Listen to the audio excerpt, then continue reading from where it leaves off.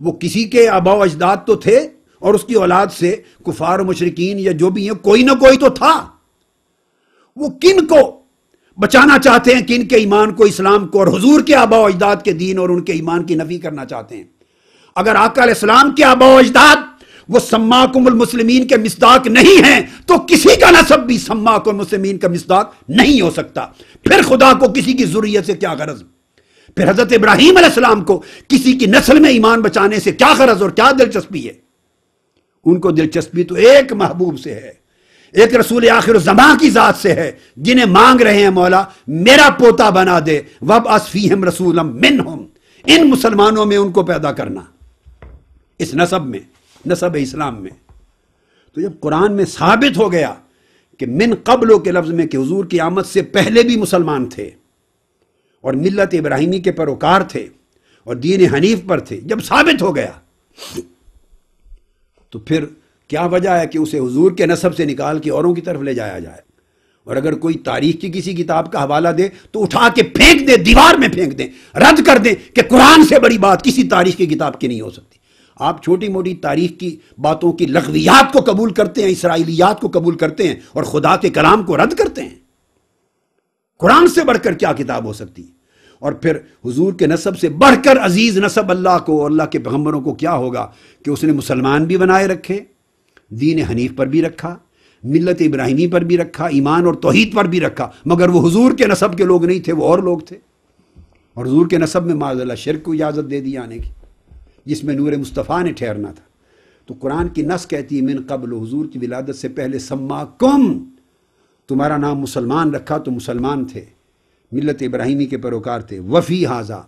اور اس موجودہ زمانے میں بھی وہ لوگ ہیں۔ تو فی حاضا کہہ کر براہ راست حضور کے والدین آ گئے، اس میں آقا کے والدین آ گئے، فی حاضا، اس دور میں جب حضور میرا محبوب آیا ہے، اس زمانے میں جب میرا محبوب آیا ہے، اس میں حضور کے والدین بھی آ گئے، حضور کے دادا بھی آ گئے، پردادا بھی آ گئے، من قبلوں میں 3000 سال آ گئے، فی حاضا میں زمانہ بعثت محمدی آ گیا اور زمانہ ولادت محمدی آ گیا۔ فرمایا کہ یہ ملت ابراہیمی پر تھے اور ان کا نام مسلمان تھا، تاکہ یہ سب کچھ اس لیے کیا لیکون الرسول شہیداً علیکم، تاکہ اب یہ رسول آخر الزمان جو آ گئے اسی لڑی میں سے سماکم المسلمین، اسی ملت ابراہیمی کی لڑی سے، اسی اسلام امت مسلمہ کی لڑی سے جب یہ آ گئے، تاکہ رسول تمہارے اوپر شہید اور گواہ ہو جائے، وَتَكُونُوا شُهَدَاءَ عَلَى النَّاسِ، اور تم اس کی شہادت کے صدقے نیابتاً ساری بنی نوع انسانی ان کے عقیدے پر شہید اور گواہ ہو جاؤ۔ تو اللہ تبارک و تعالیٰ نے پھر یہاں جا کر حضور کا ذکر کیا، شہادت رسالت محمدی کا، اور پھر حضور کی رسالت کی شہادت سے نیابتاً حضور کی امت کی شہادت جو تمام لوگوں کے اوپر ہوگی، پھر آگے ان کا ذکر کیا۔ اس کے بعد آگے قرآن مجید کی ایک اور آیہ کریمہ آتی ہے، اور وہ بھی بہت عظیم الشان مقام ہے، جس میں ارشاد فرمایا، وہ سورہ زخرف کی آیت نمبر 28 اور 29 تک 2 آیتیں ہیں۔ 28 میں ارشاد فرمایا ابراہیم علیہ السلام کا یہ سارا تذکرہ ذریت کا، مومن ہونے کا، امت مسلمہ ہونے کا، اور اسلام کے ان کی نسل میں جاری رہنے کا، اور ایک طبقہ ہمیشہ عقیدہ توحید پر برقرار رہنے کا جو آقا علیہ السلام کے آبا و اجداد اور آپ کے امہات اور ابا ہیں۔ یہ بیان کر کے تو پھر فرمایا ابراہیم علیہ السلام کی اس دعا کی قبولیت کا ذکر ہے۔ فرمایا وَجَعَلَهَا كَلِمَةً بَاقِيَةً فِي عَقِبِهِ، یہ سورہ زخرف یہاں سے جو شروع ہوتی ہے اس کا یہ حصہ وَجَعَلَهَا كَلِمَةً بَاقِيَةً فِي عَقِبِهِ، اور سورہ زخرف کی 29 نمبر آیت یہاں تک اس قول کو پڑھیے حَتَّى جَاءَهُمُ الْحَقُّ وَرَسُولٌ مُبِينٌ۔ اور پھر اللہ تعالیٰ نے حضرت ابراہیم کی نسل میں، حضرت ابراہیم کی پشت کے اندر نسل میں جو انہوں نے ایک جز پشت اور اپنی ذریت اور نسل کے ایک طبقے میں جو توحید اور اسلام کے برقرار رہنے کی دعا کی تھی، تو اللہ رب العزت نے فرمایا تو ہم نے پھر کلمہ لا الہ الا اللہ، یہ کلمہ توحید اور یہ عقیدہ توحید ان کی پشت اور ان کی نسل کے ایک حصے میں برقرار رکھا۔ اب یہ قرآن نے کیٹیگوریکل مہر تصدیق ثبت کر دی۔ وَجَعَلَهَا، پھر اللہ نے برقرار رکھا، کلمۃً باقیۃً، یہ جو کلمہ شہادت ہے، کلمہ توحید ہے، عقیدہ توحید، اس کو ہم نے باقی رکھا، برقرار رکھا، 3000 سال تک تسلسل سے برقرار رکھا۔ فی عقب ہی، ان کی عقب میں، ان کی نسل میں، ان کے بعد ان کی پوری ذریت میں 3000 سال تک۔ اور باری تعالیٰ کب تک تو نے حفاظت کی اس عقیدہ توحید کی ان کی نسل میں؟ اس قول تک آگے چلیے، حتیٰ جاءہم الحق و رسول مبین، تا آ کے حق یعنی اسلام اور قرآن اتر گیا اور یہ رسول مبین محمد مصطفیٰ صلی اللہ علیہ وسلم کی ولادت اور بعثت ہو گئی۔ ان کی آمد تک ہم نے ان کی پشت کے ایک حصے میں اس توحید کے کلمے کو ہمیشہ باقیتاً برقرار رکھا، باقی رکھا، اس کو تسلسل اور دوام دیا۔ یہ پھر تمام نصوص پر پھر ایک مہر تصدیق ثبت ہو گئی۔ اب یہ جو آیت کریمہ جس کی میں نے سورہ زخرف کی 28 اور 29 پڑھی، اس پر حضرت عبد بن حمید وہ روایت کرتے ہیں اپنی تفسیر میں حضرت عبداللہ ابن عباس رضی اللہ تعالیٰ عنہ سے، جلیل القدر صحابی عبداللہ ابن عباس رضی اللہ تعالیٰ عنہ، وہ تفسیر کرتے ہیں حضرت عبداللہ ابن عباس وَجَعَلَهَا كَلِمَةً بَاقِيَةً فِي عَقِبِهِ، وہ فرماتے ہیں قال شہادت ان لا الہ الا اللہ باقیۃ فی عقب ابراہیم علیہ السلام۔ عبداللہ ابن عباس فرماتے ہیں سو اللہ تبارک و تعالیٰ نے ان کی دعا قبول کر کے یہ جو لا الہ الا اللہ توحید کی شہادت تھی یہ ابراہیم علیہ السلام کی نسل میں پھر جاری رکھی اور باقی رکھی، اس کو ہر زمانے میں برقرار رکھا۔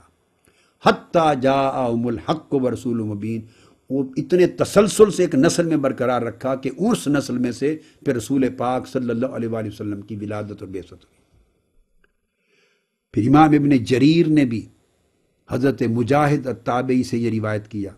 وَجَعَلَهَا كَلِمَةً بَاقِيَةً کی تفسیر فی عقبہ فرماتے ہیں شہادت اللہ الہ الا اللہ فی عقب ابراہیم۔ یہ حضرت عبداللہ ابن عباس کی بھی تفسیر تھی، یہ حضرت مجاہد التابعی کی بھی تفسیر تھی جسے امام ابن جریر طبری نے روایت کیا۔ پھر حضور علیہ السلام کی اس آیت قرآن مجید کی آیت کریمہ کی مزید تعبیر حضرت عبد بن حمید امام اپنی تفسیر میں حضرت یونس بن شیبان کے طریق سے حضرت قتادہ التابعی رضی اللہ تعالیٰ عنہ سے روایت کرتے ہیں۔ حضرت قتادہ التابعی رضی اللہ تعالیٰ عنہ وہ تفسیر کرتے ہیں وَجَعَلَهَا كَلِمَةً بَاقِيَةً فِي عَقِبِهِ کہ ہم نے پھر یہ کلمہ شہادت توحید کا حضرت ابراہیم کی پشت میں ایک نسل میں برقرار رکھا۔ فرماتے ہیں قال شہادت اللہ الہ الا اللہ والتوحید لا یزال فی ذریتہ من یقولها من بعدہ، فرماتے ہیں کہ پھر یہ توحید اور شہادت توحید ابراہیم علیہ السلام کی ذریت کے ایک طبقے میں لا یزال تسلسل کے ساتھ برقرار رہی، آقا علیہ السلام کی آمد تک وہ کبھی منقطع نہیں ہوئی۔ حتیٰ جاءہم الحق و رسول مبین، تا آ کے اسی ذریت اور نسل میں سے حضور علیہ السلام تشریف لے آئے۔ پھر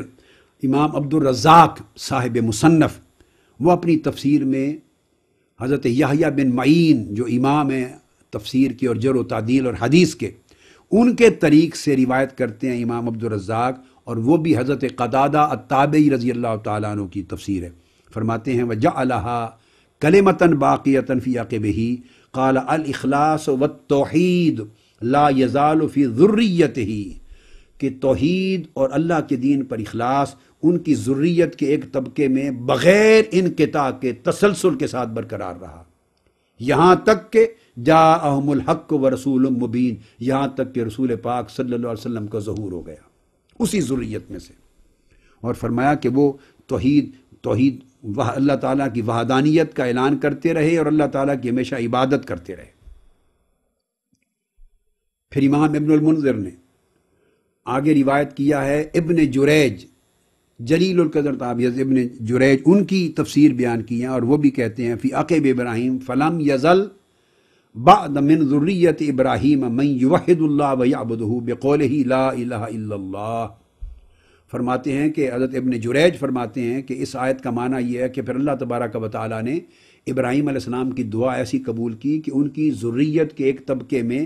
بغیر انقطاع کے ہر زمانے میں تسلسل کے ساتھ عقیدہ توحید اور عقیدہ اسلام اور اللہ کی عبادت کو بغیر شرک کے صاف ستھرا پاک قائم رکھا، مسلسل جاری رکھا، اور ایسے لوگ ہر زمانے میں تسلسل سے ایک نسل ہوتے رہے جو توحید پر رہے، اللہ کی عبادت کرتے رہے، لا الہ الا اللہ پڑھتے رہے۔ اور فرمایا لم یزل الناس من ذریتہ علی الفطرۃ یعبدون اللہ، اور فرمایا کہ پھر وہ جو ان کی فطرت میں سے اللہ تبارک و تعالیٰ نے